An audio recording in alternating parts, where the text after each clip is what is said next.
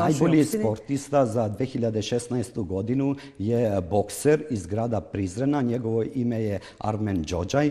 Kako je on zaslužio ovu nagradu? Šta je on to učinio tokom ove godine? Vidite, Koje su to pobjede zabeležene? bokser Armen Džodžaj je jedan amater, nije u svom poslu profesionalista, ali je učestvovao na svim međunarodnim turnirima koji su se održavali u regionu, kako na teritoriju naše države, tako i na teritoriji Albanije, Makedonije i Crne Gore. I on je na svim tim turnirima u toku 2016. godine osvajao prva mesta, to je zlatne medalje. Komisije za kulturu bio takav da oni koji su unazad 3 godine dobili nagradu, da ne mogu dobiti nagradu ove godine, mora da prođe onaj razmak perioda od 3 godine da bi dobili ponovo nagradu. Pre svega ova nagrada za mene dobija na težinu zato što je već dobija drugu godinu uzastopno.